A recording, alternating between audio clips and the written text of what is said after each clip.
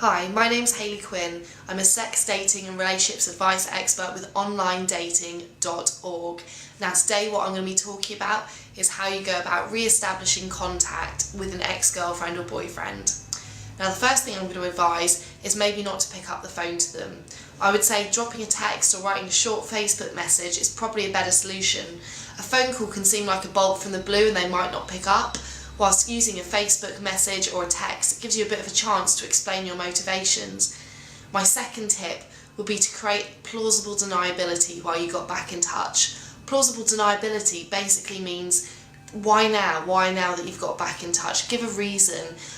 The best kind of reasons, I think, are ones that aren't to do with emotions. They're probably just that you went to a place that reminded you of them, or you did something that you guys did together, or you ate your favourite food, and so their memory just popped into your mind and you felt you should get back in touch.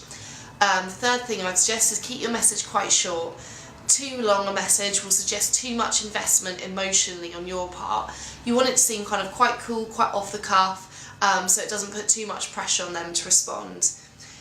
Also, what I would do is I wouldn't automatically ask for a meet-up with them. I'd wait to see if they respond. If they respond quickly and they respond well, that's fantastic. Then you can maybe go about organising a date with them, but I wouldn't include that in your first message. And if my final pointer is, if they do respond positively, and you decide on a later message to ask them for a date, I keep it very low-key, non-sexual and non-threatening. Because you have this past relationship history, it's good to do a date that doesn't kind of hint that you're just after them for a booty call.